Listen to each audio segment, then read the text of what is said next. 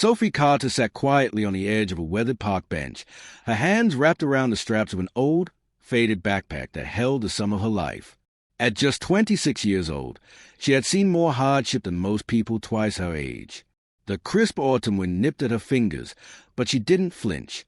Instead, she tore the last corner from a peanut butter sandwich and passed it gently to the man beside her, an older homeless gentleman she had come to know over the past few weeks. "Hey," she said softly, her voice calm and steady. "You need this more than I do." The man hesitated, his eyes weary and sunken. "Sophie, you hardly have enough for yourself." She smiled faintly, her emerald eyes glowing with quiet strength. "We look out for each other. That's how it works." That was Sophie, resilient, selfless, and fiercely kind, even in the face of adversity. She had been living on the streets of the city for nearly 6 years. Once, she had a home, a loving family, and dreams of becoming a teacher. But all that vanished the night a drunk driver stole her parents and younger sister from her, leaving her orphaned at age 20, drowning in debt and with nowhere to go. Despite the odds, she had refused to give in. She never begged, choosing instead to scrape by doing odd jobs, sweeping shop fronts, handing out flyers, or helping other homeless people who were worse off. At night, she often found herself lying beneath an overpass, staring up at the stars and whispering, "Would they be proud of me just for surviving?" She hoped so. Across town, 30-year-old Blake Harrison was a very definition of privilege. A self-made millionaire with movie-star looks and a magnetic charm, Blake stood at the heart of an extravagant rooftop party, the New York skyline glittering behind him like a crown. Champagne flowed, jazz played in the background, and his wealthy friends roared with laughter. But Blake wasn't laughing. Dressed in a perfectly tailored navy suit, he stared down at the glass of scotch in his hand, his mind drifting. Born into old money, Blake had turned a modest inheritance into a tech empire, making millions before he turned 28. To outsiders, he was brilliant, bold, and untouchable. But behind his smile lived a deep cynicism. Raised in a home where emotions were considered weaknesses and love was transactional, Blake had learned one thing. Life was a game, and winning mattered more than anything else. That night, the rooftop buzzed with energy as his friends swapped tales of ridiculous bets, outrageous purchases, and exotic getaways. "What's the craziest thing you've ever done on a day?" Someone laughed, sipping a cocktail. Blake smirked, swirling his drink. "I don't do crazy. I don't lose." "Everyone's got a limit," teased Ryan, his oldest and most reckless friend. Blake shrugged. "Not really." Ryan leaned forward, eyes gleaming with mischief. "Fine. I've got a dare you won't take." "Try me. Marry a homeless girl. Not for charity, not for sympathy, just because you can. You've got 1 month." The group exploded in laughter. Blake didn't flinch. "Make it worth my time." "If you go through with it," Ryan said with a smirk, "I'll drop $500,000 into your next startup. No questions asked." Silence. Then Blake slowly leaned back, his lips curling into a cold, confident smile. "Deal." A few days later, Blake walked through the city's East Side Park. The late afternoon sun cast long golden shadows across cracked pavement and brittle leaves. His designer trench coat looked absurd among the broken benches and weather-worn pathways, but Blake didn't care. He was hunting, looking for someone who fit the role, someone worthy of the bet. And then he saw her. Sophie. She sat near a rusted fountain, splitting a stale loaf of bread and handing half to the same older man from days earlier. Her own clothes were layered and worn thin, but she smiled warmly as she spoke, her tone soft and comforting. Blake paused. There was something different about her. She didn't carry the slumped, defeated posture he'd expected. Instead, she sat with her shoulders high, her eyes alive with fire, the kind of quiet dignity money couldn't buy. "This'll work," Blake murmured, straightening his watch. He stepped toward her, rehearsing the words. "Excuse me," he said, his voice polished and casual. Sophie glanced up, instantly guarded. Well-dressed men didn't usually come with good intentions. "Yes?" she said warily. "I noticed you helping that gentleman," Blake said with a smile designed to disarm. "That was kind of you." She narrowed her eyes. "What do you want?" Blake let out a short laugh. Straight to the point. I like that. He hesitated, then delivered his line. I have a proposition. Sophie tilted her head. What kind of proposition? I'm working on a personal project, he said, choosing his words carefully. I could use someone like you. In return, I can offer a place to stay, meals, and a bit of financial help. Just for a while. Her eyes narrowed further. Why me? Blake paused, feigning sincerity. Because you seem like someone who still believes in good. Someone who hasn't let life ruin them. His words floated in the cool air. Sophie didn't respond at first. For years, she had endured pitying glances and dismissive shrugs from people like him. This sudden kindness, it felt off. Finally, she asked, "What's the catch?" She folded her arms, waiting. Blake gave her a practiced, almost rehearsed smile. No catch, just a mutually beneficial arrangement. Sophie eyed him warily, glancing down at the crust of bread still resting in her lap. The idea of sleeping indoors, even just for a few nights, was almost too tempting to resist. It had been years since she'd felt warmth that wasn't from a blanket of newspaper or the corner of a shelter. Still, trust wasn't something she gave away easily. "How do I know you're not just playing me?" she asked. "Come with me," Blake said simply, his voice low but assured. "Let me show you." She hesitated. Her instinct screamed to run, to disappear into the shadows and not look back. But beneath that fear was something else. A flicker of hope she hadn't felt in years. Slinging a backpack over her shoulder, Sophie followed him out of the park. They walked in silence until they reached a parking lot, where a sleek black Maserati waited under a flickering street lamp. Blake opened the door for her. "After you." Sophie hesitated, her heartbeat pounding in her ears. She glanced once behind her, as if still weighing her options, then slid into the plush leather seat. The city whirred past the windows as they drove. Neon lights blurred into long streaks. Sophie sat rigid, clutching the seat's edge, painfully aware of how out of place she looked in this world of glass towers and wealth. When they arrived at Blake's penthouse, she was breathless. The building rose high into the sky like a modern-day castle. Inside, the marble lobby sparkled, and Stark greeted Blake with polite nods. Sophie kept her eyes low, trying to disappear into her oversized hoodie. Upstairs, the penthouse was stunning, all open space, clean lines, and floor-to-ceiling windows that offered a sweeping view of the Manhattan skyline. Sophie stood near the entrance, too afraid to touch anything, her backpack still clutched like armor. "You can stay here," Blake said, nodding toward a guest bedroom down the hall. "No strings. Think of it as a gesture of goodwill." She narrowed her eyes. "You don't know me. Why would you help me?" He sighed, running a hand through his perfectly styled hair. "Let's just say, I believe in second chances. You can think of it however you want. The offer still stands." There was a long silence before Sophie finally nodded. "Okay," she said quietly. "But if this turns out to be some kind of game, I'm gone." A hint of a smile tugged at Blake's lips. "Fair enough." What she didn't know was that the game had already begun. Over the following days, Blake began laying the groundwork. He explained his plan. She'd attend events with him, pose as his fiancée, play the part. It was all about appearances, he said. She didn't need to worry about anything else. Sophie was skeptical, but the promise of warm meals, clean clothes, and a bed was too real to turn down. Still, she felt like a stranger in his world. Blake's friends were thrilled. "Perfect choice," Ryan said over the phone, laughing. "She's just clean enough to sell the image, but still rough enough to make it hilarious." Blake chuckled, but the word struck something inside him, a note of discomfort he couldn't ignore. As the days passed, Sophie began noticing cracks in the polished surface of Blake's world. The way his friends glanced at her behind their champagne glasses. The subtle sneers, the laughter that stopped when she walked into a room. Even the house staff, though polite, looked at her with quiet confusion, unsure whether to treat her as a guest or something else. One evening, she finally confronted him. "What aren't you telling me?" she asked, arms folded across her chest, her tone sharp but calm. Blake hesitated. For the first time since this started, his trademark confidence faltered. "I promise. Sophie, You'll understand soon. Just trust me. A little longer." She didn't answer. She stayed.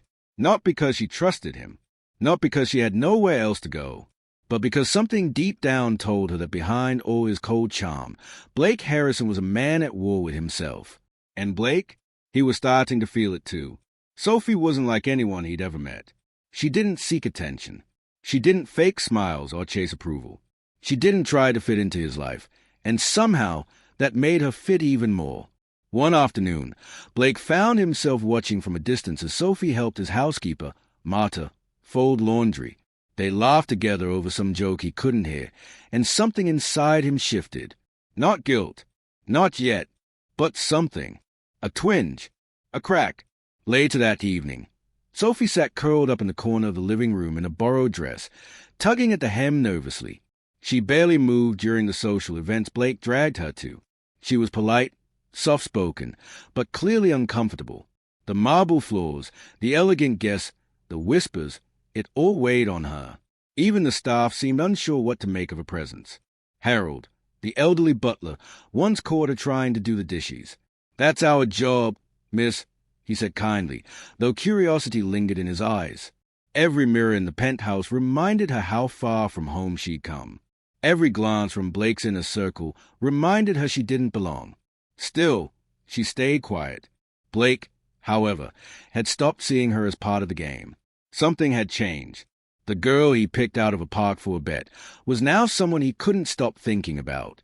He noticed everything now, the way she always thanked the staff, the way she carefully saved leftovers, the way she disappeared with a battered notebook and scribbled for hours in silence. That evening, he found her standing on the balcony, arms folded as she gazed out over the city skyline. She looked peaceful, but far away. "Penny for your thoughts?" Blake asked, stepping beside her. Sophie turned to him, startled. "Just thinking about how different all this is from what I'm used to." Blake smirked, his tone light, teasing. "And do you hate it?" She shook her head slowly. "No, it's beautiful, but it doesn't feel real. Not to me. Anyway, I guess I'm still figuring out where I fit." Her honesty caught him off guard. For the first time, Blake found himself wondering if there was more to life than private elevators, champagne toasts, and the shallow games he'd spent years mastering. The first time Blake brought Sophie to one of his high society events, the air practically buzzed with tension. The women, draped in designer gowns and dripping with jewelry, gave Sophie quick glances, followed by whispering smirks. Their eyes scanned her modest dress, her quiet presence, not with curiosity, but with thinly veiled judgment. The men weren't much better. Most looked past her, amused or uninterested, returning to their whiskey and conversations about mergers and luxury yachts. Ryan pulled Blake aside at one point, swirling his drink with a smug grin. "She's an interesting choice."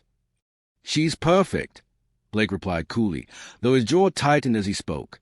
Sophie, meanwhile, did her best to blend in. She stayed close to Blake's side, speaking softly when spoken to, never drawing attention. But the charade cracked when a socialite named Cassandra decided to test the waters. "Oh, Sophie, is it?" Cassandra said, her smile sweet but razor-edged. "Blake didn't tell us much about you. What is it you do?" Sophie hesitated. The truth always came with a price. "I've worked a few odd jobs. Cleaning, handing out flyers, whatever I could find." Cassandra raised a manicured brow. "How quaint." Her smile widened. "And now you're living here? My, how quickly fortunes can change." The jab was subtle, but it hit like a slap. Sophie straightened, refusing to flinch. "Yes," she said calmly.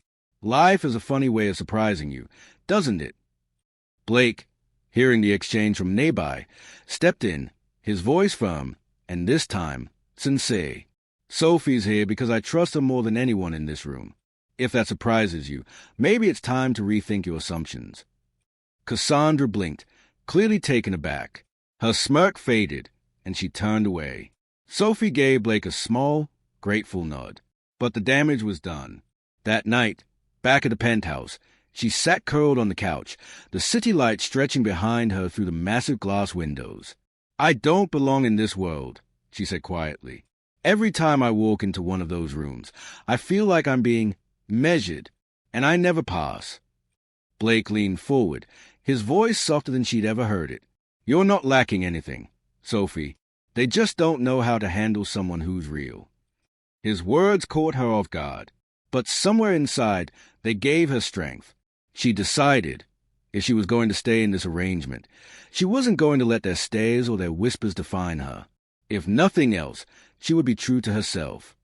Blake, in turn, began spending more time with her, and more importantly, listening. He asked about her childhood, her dreams, the things that kept her up at night. Every story she shared chipped away at his own armor, stories of hunger, loss, determination, and hope.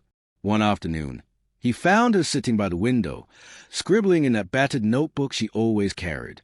What are you always writing in there? He asked. Sophie looked up, unsure, then handed it to him. The pages were full of handwritten ideas, shelters for women, job programs, food drives, mentorship circles for at-risk youth, plans, dreams. This is what I want to do, she said softly. Someday, if I ever get the chance. Blake stared at the pages in silence. For the first time, the weight of the bet settled heavily on his chest. She wasn't just another pawn. She was a real person, a good person, and he had turned her life into a game. His friends, of course, wouldn't let him forget the stakes. Don't lose focus, Ryan warned during a late-night drink. This is about proving a point, not falling for the act. But it wasn't an act, and Blake knew it. Sophie, meanwhile, had her own suspicions. Nathan was kind, but something about his silences, his friend's strange glances, the way conversation stopped when she walked into a room, it all felt off. One night, as the city buzzed outside the windows, the penthouse grew eerily quiet. Blake had retreated into his private study with Ryan, and Sophie was left alone in the living room. But then she heard it, muffled laughter, voices drifting from down the hallway. Curiosity, an instinct, got the better of her. She stood and followed the sound. The study door was cracked just enough. She's actually doing it, Ryan said, clearly amused. Didn't think you'd pull it off. Blake's voice followed, quieter, but sharp. I told you. I don't lose bets. Sophie froze. She has no idea, someone else asked, laughing. No, Blake replied flatly. She thinks I'm helping her out of kindness.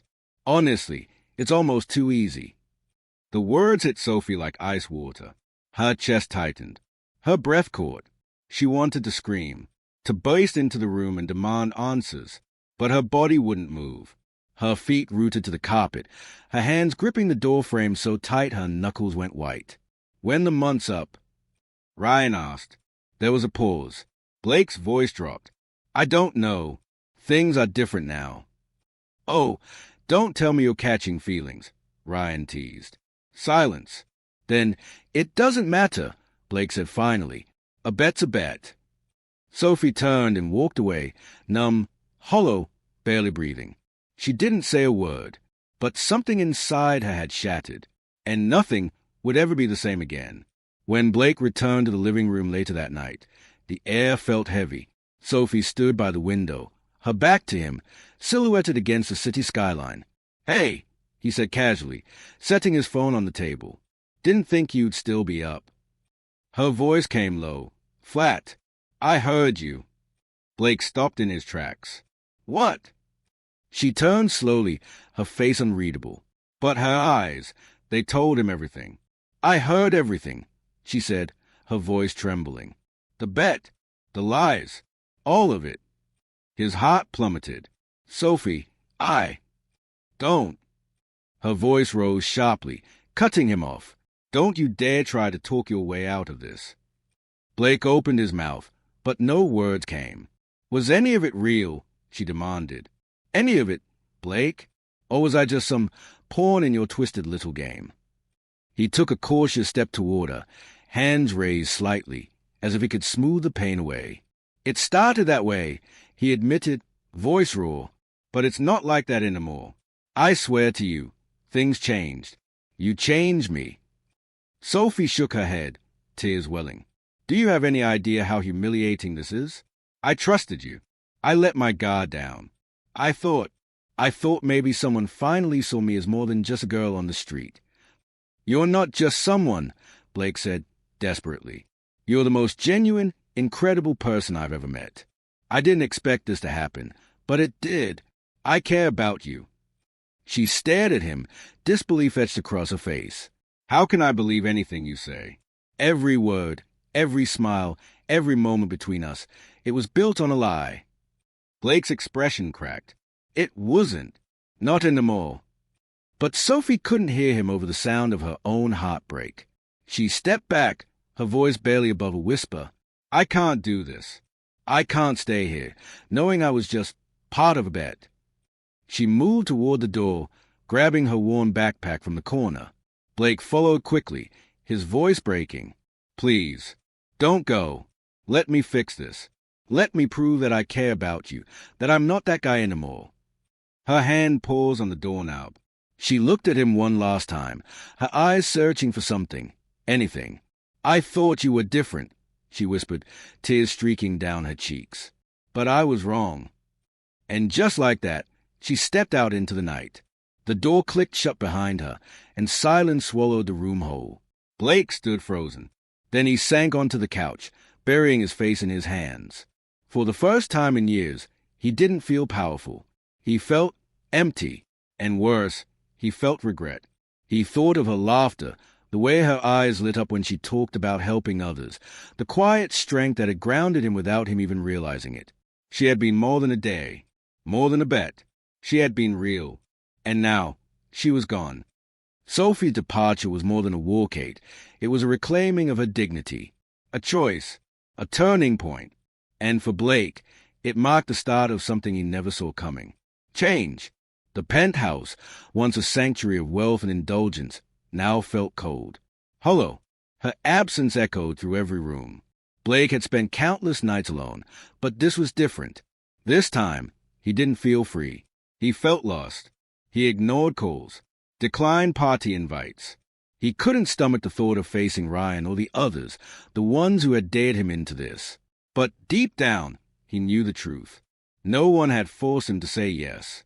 And now, he had to live with it. One morning, staring into the bathroom mirror, Blake didn't see the confident young mogul anymore. He saw a man who had used someone's life as entertainment. I've been playing games my whole life, he muttered. It's time to grow the hell up. And so, he started. He canceled every unnecessary social engagement. He asked his financial advisor to reallocate part of his wealth, to fund shelters, job programs, and housing support for the homeless. His advisor looked at him like he'd lost his mind. What brought this on? Perspective, Blake replied simply. But he didn't stop at writing checks. He rolled up his sleeves and started showing up. At shelters, soup kitchens, outreach centers. He served food, listened, asked questions. He wanted to understand Sophie's world, not to impress her, but because it mattered now. One rainy afternoon, while handing out blankets at a shelter, he overheard a young woman talking about a girl who used to sit on the corner of 5th and Main, the same corner where he'd first seen Sophie offering half a sandwich to a stranger. She used to come around with a notebook, the woman said, always helping people, even when she had nothing. Blake's heart clenched. He knew that corner. He returned to it the next day. And the next. He asked around, showed her photo, visited every nearby shelter, every park, every church. Days turned into weeks. And still, he searched. What had started as a chase for redemption became something else entirely, a test of who he really was now. He wasn't just looking for Sophie. He was trying to become the man he should have been all along. One overcast evening, while walking through a narrow alley near a food pantry, Blake spotted an elderly man beneath a tattered blanket. The man looked up at him through weary eyes. You the guy looking for Sophie? Blake rushed forward, kneeling beside him. You know her? Do you know where she is? The old man nodded slowly. She's helped a lot of folks around here. Quiet girl, big heart, doesn't stay in one place too long. Do you know where she is now? Blake asked, desperate. The man scratched his chin. Try the church on Monroe and 11th. She used to sleep there sometimes. Might still be around. Without wasting another second, Blake was gone. The church was quiet when he arrived. The sun dipped low behind the steeple, casting long golden rays through stained glass windows. Inside, the air smelled of candle wax and old wood. Faint whispers of prayer echoed from the sanctuary. And then he saw her, sitting alone on the back pew. Sophie. Her face was calm, eyes closed, hands resting on her lap. For a moment, Blake didn't move. He just stood there, humbled, shaken, and afraid. Then finally, he stepped forward. "Sophie," he said softly. She turned. Their eyes met. And in that single moment, between silence and breath, everything changed. Sophie sat quietly near the front of the small chapel, her head bowed over a worn notebook, the candlelight brushing her face in soft gold. She looked tired, but peaceful, serene, even like someone finally breathing after years underwater. Blake stood frozen in the doorway, breath caught in his throat. He hadn't rehearsed what he'd say. All he knew was that he had to be there. And as if she somehow sensed it, Emily looked up. Their eyes met, and for a moment, time forgot to move. There was shock, heartbreak, and something else between them. Something unspoken. Sophie rose slowly, clutching her notebook to her chest. "What are you doing here?" she asked, her voice steady, but tight. "I had to find you," Blake said, barely able to breathe. "Sophie, You don't just get to show up," she cut in, sharp and cold. "Not after everything." "Please." Blake stepped closer, his tone desperate. "Let me explain." Sophie's arms folded across her chest, her stance guarded, unwelcoming. "You had plenty of chances to explain, Blake. Why now?" "Because I've changed," he said honestly. "I know I don't deserve your forgiveness, but I need you to know I'm not the same man who made that bet. I've spent every day since you left trying to understand what you went through, trying to be better." Her expression shifted slightly, softer, but still cautious. "Why? Guilt?" "No," Blake said, voice breaking. "Because of you. You showed me what it means to care about something real. You taught me that life isn't about winning, it's about meaning. And you gave my life meaning." Sophie looked down, her thumb brushing the frayed edge of her notebook. She wanted to believe him. She almost did. "I don't know if I can trust you again," she whispered. Blake nodded, stepping back. "Then I'll earn it. However long it takes, whatever it takes. I'll prove to you I'm not the man who hurt you." She studied him for a long, silent moment. "You'll have to," she said quietly, "because this time I won't settle for anything less." He exhaled, the faintest flicker of hope lighting his eyes. He didn't follow her. He didn't push. He just waited, and watched her walk back to the pew and sit down, her notebook still in her hands. In the weeks that followed, Nathan returned to that church corner every evening. Sometimes she was there, handing out sandwiches, writing in her notebook, listening to others like she always had. Sometimes she wasn't, and he'd leave with nothing but silence in his pockets. But he didn't stop. Not this time. He didn't chase her with words. He let his actions speak. At the shelter, he showed up early, rolled up his sleeves, and stayed late. He carried boxes, served soup, sat down with people he once would have walked past without a glance. Sophie watched, quietly, carefully, and slowly her disbelief turned into something else, something like hope. One evening, she was back at the old park fountain, the same spot where everything began. She sat alone, lost in thought, when footsteps approached. "Mind if I sit?" It was Blake, but not the Nathan she'd once known. No designer coat, no Rolex, just a plain sweater and jeans. Simple, human. "Shoot yourself," she said with a shrug, though her voice held less sting than before. Blake sat beside her, staring out at the still water. "I wanted to thank you," he said after a moment. Sophie raised an eyebrow. "For what?" "For showing me who I really was," he said, "and for giving me the chance to become someone better." She didn't reply, just listened. "I've been volunteering at the shelter," he added, "not to impress you, just because I finally see now how much I took for granted, how wrong I was. You taught me that people aren't defined by what they have, but who they are. Sophie's eyes stayed on the fountain, but her heart stirred. That's good, Nathan, she said. I'm glad you found a better path. I have, he nodded, but it's not enough, not without you. Her breath hitched. He turned to her, his voice low and vulnerable. I know I hurt you, he said, and I don't expect you to forgive me. But you're the first person who's ever seen me. Not my money, not my name, me. You gave me kindness when I didn't deserve it, and I fell in love with you for it. She looked at him, stunned. Blake held her gaze, voice trembling now. This isn't about the bed anymore. It's not even about making things right. It's about you, your strength, your compassion, your fire. I don't deserve you, Emily, but I love you, and I'll spend the rest of my life proving it, if you let me. His words lingered in the night air. No bravado, no performance, just raw, open truth. Sophie looked away, her mind a storm of emotions.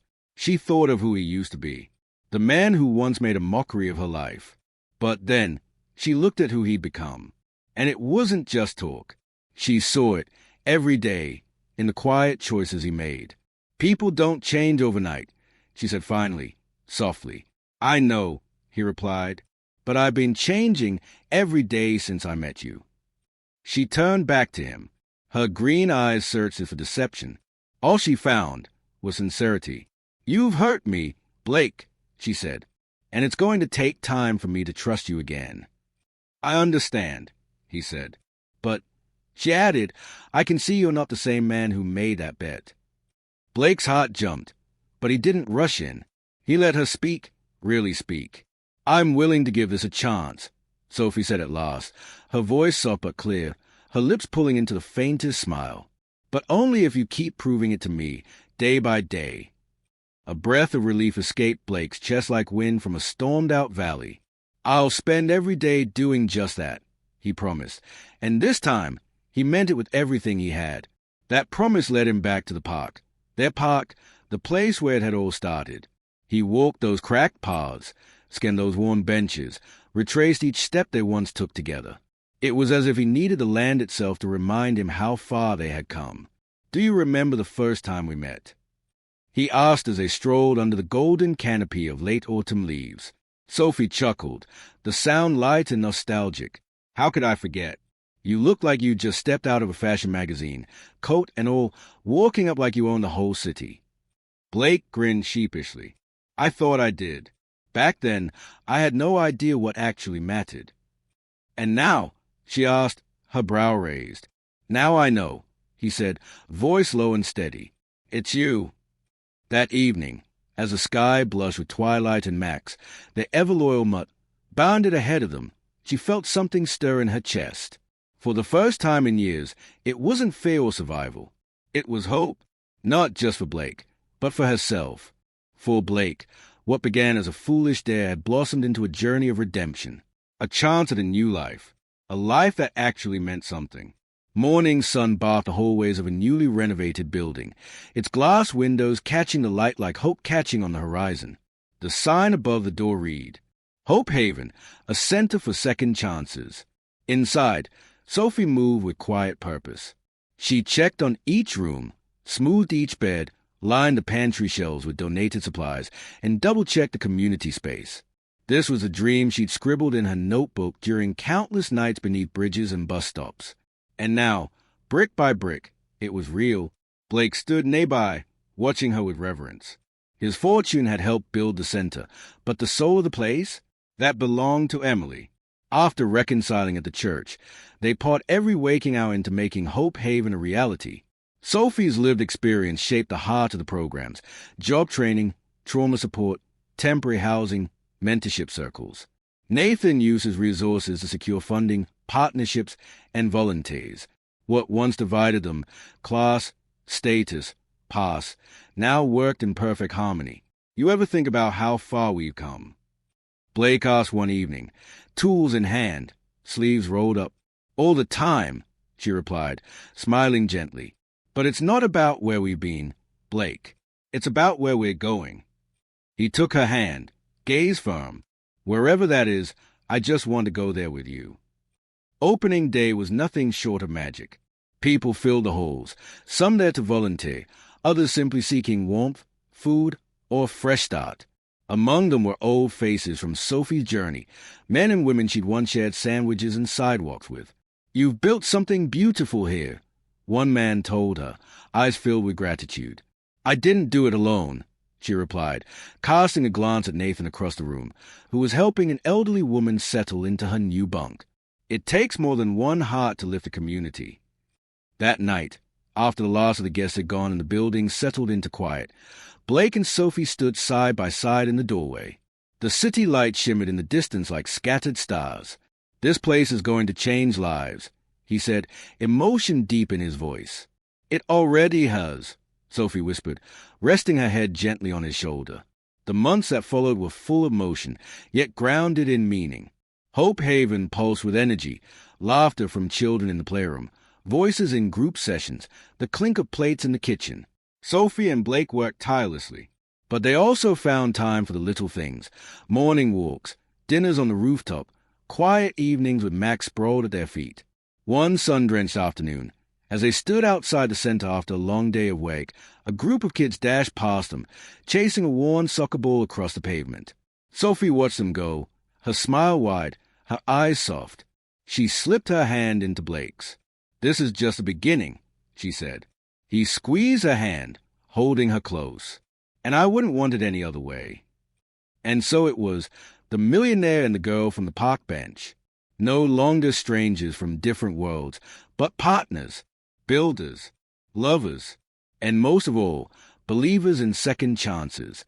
As the camera pulled back, the final image wasn't one of riches or glamour, but something far richer, a man and a woman standing before a place built on hope. Behind them, a chorus of laughter, clinking dishes, and new beginnings. A place where no one would ever be forgotten again. One thing was clear. This wasn't the end of their story. It was the beginning of something far more profound. A new chapter where love, purpose, and second chances weren't just words. They were the very foundation. In that moment, beneath the soft glow of street lamps and the hopeful hum of a place they built together, one truth shone brighter than all the rest. True wealth isn't measured in bank accounts, luxury cars, or penthouse views. It's measured by the lives we touch, by the people we lift, by the love we dare to give, especially when it's hard. Blake and Sophie's story wasn't perfect. It was raw, honest, earned, a tale of mistakes, forgiveness, and transformation. But most of all, it was a reminder that no matter where we start, whether it's on the steps of a church with nothing but a notebook, or from the top of a high-rise built on ego, it's not where we begin that defines us. It's who we choose to become. Thank you for walking this road with us, for believing in redemption, in resilience, and in love that heals. If this story touched your heart, like, share, and subscribe for more inspirational tales. Stories that celebrate second chances, quiet strength, and the beauty of authentic human connection. Until next time, remember, true wealth lies not in what we keep, but in the love we give away.